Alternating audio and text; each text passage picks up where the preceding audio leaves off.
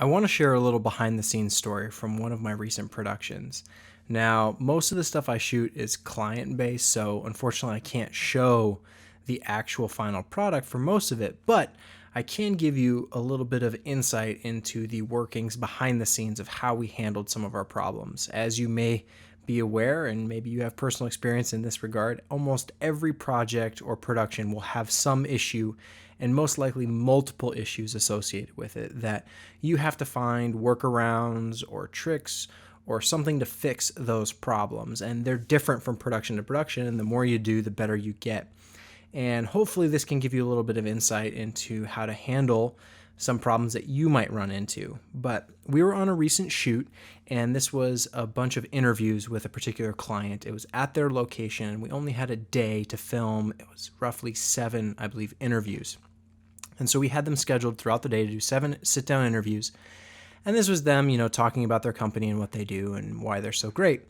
And it got to the last interview, the 7th interview of the day, and we had their space was actually fairly limited. So we were trying to plan out how we were going to shoot each interview to look slightly different because these were all going to be montaged together. And as you know, when you're going to edit, it's less distracting and less offensive to be editing between different setups or different background scenes rather than having everyone in the same location. That can be very jump cutty and very distracting. So we had particular locations planned out for each individual, and because their office was fairly small, there weren't a lot of options. Well, we get to the 7th interview, we get everything set up, we have all the lights ready to go, and we're about to start rolling on the cameras, but of course, the air conditioner, the AC is on. So we're like, we need to turn that off, like, where's the switch? Let's flip it off, because it hadn't been a problem the rest of the day. Except for this particular room, you couldn't turn off the air conditioner. It's a little weird, and this is a problem that we've run into a few times, which, sometimes it's in a hotel where usually there is some kind of thermostat control, but sometimes there's not. If it's in a conference room or something like that, where it's on like the building mainframe, whatever, someone else has control over it. But in an office, we just kind of assumed that we'd be able to control it. And sure enough, there was a thermostat where we could turn it off and on, but it just didn't trigger the air conditioner turn off. It was just constantly on. And this wasn't like a mild, like really low and subtle AC. It was actually fairly loud because the main vent was right over where we had set up the interview. So, regardless to say, this was a problem. And it was the last interview of the day, and we had to get this all done in one day. So we didn't have time to change the setup. And even if we wanted to change the setup, we'd have to go somewhere where we already had been before, which wasn't going to work with the flow of the edit. We needed different locations for each person. So what we did was kind of a workaround. We have typically, when we're on a shoot, we travel a lot. So we're kind of all over the country, and we have to bring a limited amount of gear. We sometimes rent things locally, but for the most part, we have our core 3 or 4 cases that we bring with us everywhere there: lights, cameras, sound, stands, grip, etc. And in that package, we usually throw in 2 panels of acoustic foam, what you typically throw up in, a room to kind of soundproof or dampen the sound. And we do that because we usually either throw it up as kind of a helpful thing to have that really doesn't do a whole lot in a room, but also in case we need to make a little VO studio just on the fly, if we need to do some voiceover stuff, we can make a little studio out of it. But we took that foam, which we had initially set up, and we had to cover up the AC vent itself. And because we'd used almost all the A-clamps that we had for other rigging, for diffusion silk and other things that were set up, we only had a few A-clamps and gaff tape. So what we ended up doing was taping the acoustic foam over the air conditioner vent to minimize the noise as much as possible, and we used both panels. But then the problem was the gaff tape sticking, and it was rather frustrating, but as gaff tape does when it's fighting gravity, it would release and break, and we'd have this foam paneling kind of falling.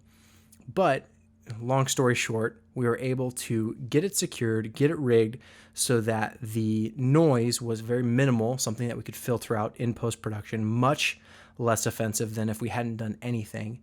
And the nice thing is when you do that and you show that attention to detail and you show that you care about the final product, it makes the client, even though it takes extra time and it doesn't always look the best, because what you're doing is you're kind of just jerry rigging things together.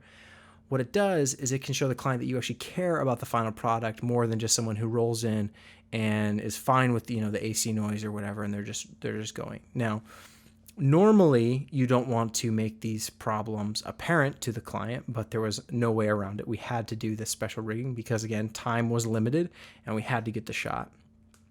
So it was good because the client ended up thinking it was kind of funny and was just like, oh man, you guys go to extra lengths to make sure things are really good and all wrapped up. And we did. We didn't want to have to deal with excessive noise, because at the end of the day, someone watching it isn't going to understand that the air conditioner just didn't turn off. They're going to wonder why.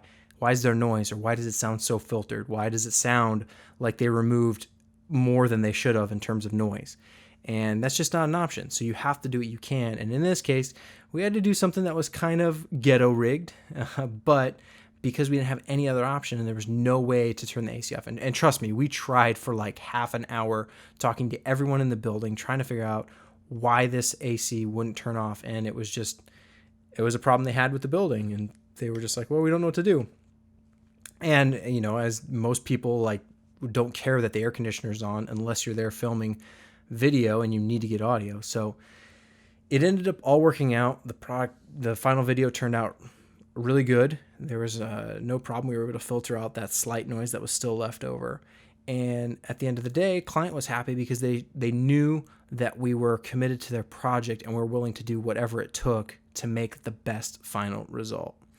So hopefully you don't find yourself in that exact same situation, because ideally you'd just be able to turn the AC off and not have to worry about it. But if you ever do get in a bind like that, find something, maybe it's blankets, furniture pads, whatever it is, to kind of cover that up and muffle that sound as much as possible. Because one of the most difficult things about video is the fact that you do, 50% of the time have to deal with audio of some kind.